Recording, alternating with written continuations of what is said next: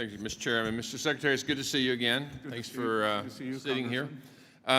Your predecessor, Janet Yellen, pushed Congress for the last 4 years to adopt the OECD global tax deal. I'm grateful that you and the administration have been working to stop this.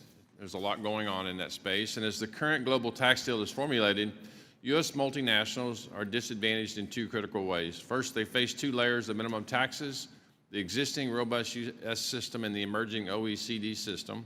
And two, their traditional income-based tax incentives face stricter scrutiny against the corporate welfare regimes in China and the EU.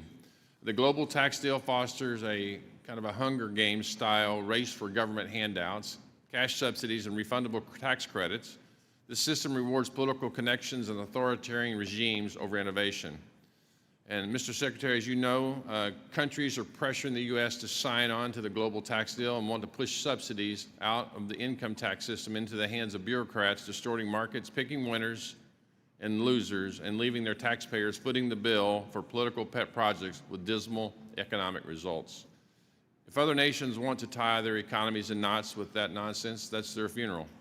The U.S. should not play the role of global nanny, dictating domestic policy to sovereign states. Countries around the world are free to determine a domestic policy that meets their political and economic demands, but not at the expense of the U.S. taxpayer and our great U.S. companies. My concern, Mr. Secretary, is that there is an on and off switch associated with the implementation of this global tax deal. A lot of uncertainty of what's happening after your time in office and the President's time in office. The tax sovereignty of this nation is under attack.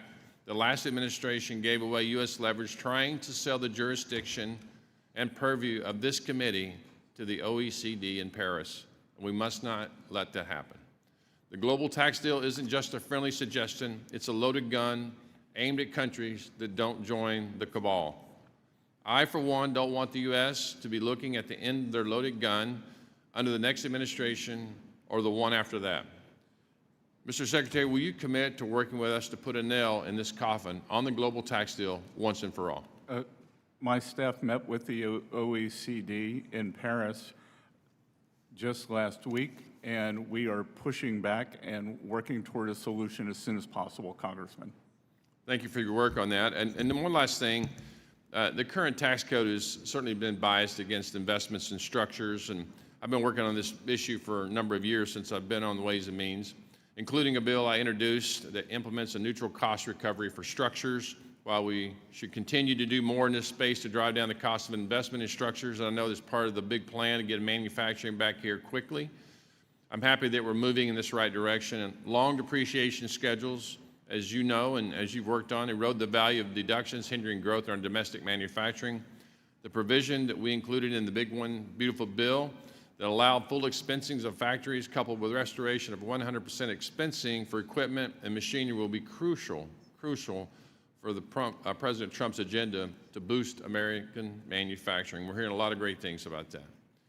Mr. Secretary, I want to reiterate my thanks, certainly the Republican Party's thanks for your immense support in this provision to implement full expensing of factories.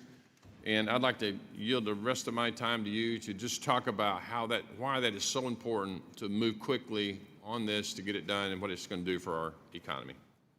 Congressman, it provides great surety, but more than that, it provides the impetus for businesses to make capital allocation very quickly, and in a way, it puts us on an even playing field with the countries that heavily subsidize their industry. In the United States, we try not to, some administrations, like the past one, try to pick winners and losers. We do not. We try to set the best playing field and create the best environment. So the surety of immediate expensing is very powerful in terms of after-tax return on capital. After-tax return on capital is what drives this economy, it is what drives productivity, and it is what makes the United States the greatest economy in the world. Mr. Secretary, again, thank you for being here. Appreciate your words, and I yield back.